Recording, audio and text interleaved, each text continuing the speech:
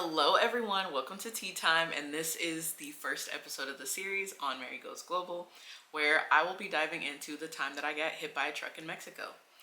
Don't let it happen to you. Now, in this series, I will be spilling the tea on everything that has been going on in my life, and especially kind of some throwbacks to my travels and to my future travels. So let's dive right in.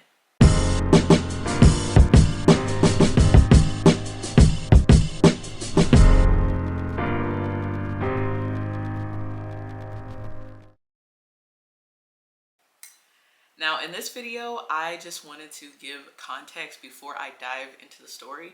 So for those who don't know, I used to work in Mexico. I lived there 9 months, lived and worked there. And my company, so I worked in a manufacturing company, they sent me there to be a supervisor in the warehouse. And in that job, I did not know what I was getting into. I knew I was going to be a people leader. I also found out that I would work instead of 40 hours, 48 hours. Of course, being a supervisor, you're already expected to work more. So this particular day that this incident takes place, I worked a 14-hour day.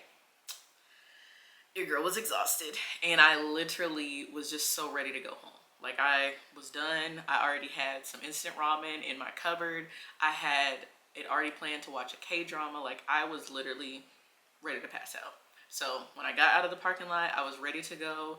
I was like, you know what? It's late. I can probably get away with saving the $3. I'm not going to take the tollway. I'm just going to go the regular way. The worst mistake I made, like literally. So when I get into this tollway, I literally am just bumper to bumper traffic. And we have a big roundabout that's, I really say it's like a stoplight of death because it's so dangerous. And I'm in the inner lane, so it's like a 2-lane roundabout. So I'm in the inner lane, and there's a big old semi in the outer lane. So you see where this is going. And thankfully, in front of me was the police. So there's a saving grace here. But as I'm, turning in, literally this semi doesn't see me, so he scrapes the back of my car. And I'm just like, and the police is like, wheel, pulls us to the side. And as soon as we get pulled over, like, he's like, oh, like, licencia, no, all that stuff. So I give him my license, and I'm literally having a mental breakdown. Like, I'm stressed out. I am leasing the company car, so I'm like, oh my God, like, I'm gonna get fired. Like, oh my gosh, like, it's so stressful.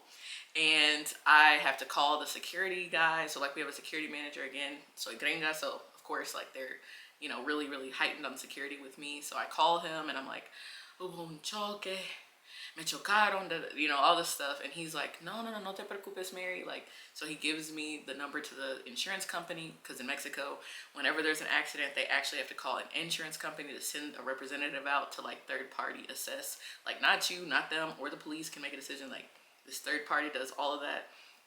So I call him, and I'm just waiting, and I'm like, let me get out of the car, let me see. So I check out the accident, and I'm just like, goodness, it's not terrible. Like, thank goodness it's not terrible.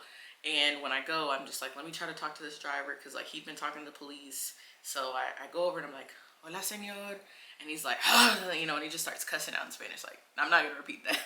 So he starts cussing in Spanish, and it's just like, hi, just mad. And I, like, I give him a little chance, and I'm like, pues hola. And then he's like, he literally, like, puts his head down. And it's like, he gets to a point where, like, I tried one more time, and then, like, he just puts his feet up on his truck, like, feet planted like this. He puts his, and he's just like this. Like, he literally won't look up. And I'm like, okay, I'm gonna give him space. I go back to my car. I'm just, like, trying to take a sec, and I'm just, like, looking, and I call again. I'm like, hey, where are you guys? And he's like, oh, they're en route. Hour and a half later. It's almost been like 2 full hours since this all has transpired, and nobody's here. Finally, I see a car with the insurance company. They come up, and I'm talking to the guy, explaining the situation, and I felt bad energy. Like, I felt already like, this just doesn't seem right. It feels like he doesn't believe me and all this stuff. All right, I had a little malfunction, but I'm back. So the guy gives me his iPad, and basically on the iPad, you have to put where you were in relation to the other car, and it uses some technology to try to figure out whether it was you or whether it was them. And again, first time I'm ever seeing this. I'm trying to show him, like, I was here. He obviously hit me, and I'm just trying to give it to him, and he just isn't believing me. Like, I'm like, what is this? Like, why is this man like this? And, you know, I give him the info, he leaves, and the police officer is like, Van. And I'm like, okay, like, Van. And I'm like, okay. And so I talk to him, and he is literally like, no, es que ese vato te está tratando de aprovechar. And I'm like, huh? He's like, no, es para él. So I'm like, wait a second. So this ain't even my guy. This is the guy for the other guy. So where's my guy to look at the situation and everything from the company? So then I'm like, hey, can you see where your colleague is? Because I'm already frustrated that he isn't believing me. Again, the other guy is just head down, not even engaging with me. And as this goes on, it gets to be almost over 2 hours basically that we're sitting out here. I'm waiting on a resolution. Honestly, in the car praying, like I'm praying in English, like I'm like, please God, please, you know, like por favor Dios, like any language that I know, I'm just like, please, Yesu name, you know, just trying to send a prayer up because I just do not want to lose my job, have anything happen to this company car, all of this. And it gets to the point where I'm just like, oh my gosh, this guy still doesn't come. I call one more time. They're like, oh, you know, hay mucho tráfico. Okay, like, they're like, I don't choke it. What? Yeah, I know. I was in a car accident. Like, I was in an accident myself. So anyway, it's just, you know, these are the things I'm dealing with. And all of a sudden, you know, I just get like a on the door, and it's, hey, like, you know, come. And I'm like, okay, Van, you know. And so I go outside, and the guy's like, fui yo, you know, toma la responsabilidad. This is the driver. And I'm like, oh, okay. Like, internally, I had to control myself because I was about to be like, yeah, you know, like, just, see, I had to put my tea down. Like, I was like, yes, you know what I mean? And honestly, it took, like, so much to get to that point, and I was just thankful. Like, I was just thankful. I signed the papers, he agrees, it was all his fault, nothing on me. Signed, sealed, delivered, and I just get in my car, go home, gospel, blasting gospel, because I just have to thank Jesus on that one, that it all worked out. I get home, I'm relaxing, and honestly, I just feel so much relief. I'm feeling good. Now again, after this, I have to turn in the car, so I then am without a car, so I am taking Uber to work, which honestly freed my time up a little bit more because in Mexico, I feel like in the US, I love a little commute because I get to put on my jams. It's kind of easy to drive, but like honestly, especially in Mexico, like Monterrey is just no joke. And I know that it's bad in Mexico City and many other parts. You have to be on 10. You can't relax. You can't, it's not just a leisurely drive. Like, no, I'm on 10 because there's accidents happening left and right and people just don't follow the rules. Like my situation.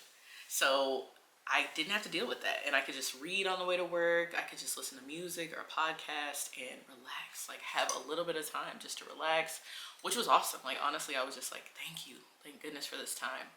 And eventually one of my coworkers found out I was taking Uber, and she was like, oh my gosh, girl, like, and also this is my friend, she's like, let me just carpool, like let's just carpool, I live right by you.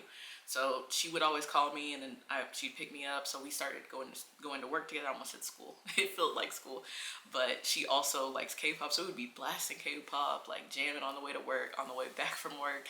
And even if we were stuck in traffic, like it was still really good because we could just chit chat and like have a good time, because she would also be commuting by herself. So it was actually so healing and really, really needed. And honestly, it was not something that would have happened had I not gotten into the accident. So the reason I say don't let it happen to you is because I really now can kind of laugh about the situation. At the time, I was stressed, I was frustrated. I was just not a happy camper, but it really had, you know, it had to happen so that I would slow down. Not every collision leaves scars. Like really, mine left me with clarity. I truly feel that like this was a wake-up call for me to just recognize I needed to slow down. Like I always felt like slowing down was weakness, like I'm not pushing hard enough. But if you push hard enough in the wrong direction, you will get bruised, damaged, something will, you will get a wake-up call. And this was truly God trying to tell me, girl, step back, slow down, and realign. Like I had to listen, I had to really completely change my course. And I wish I had realized that sooner, but sometimes that slowdown is wisdom.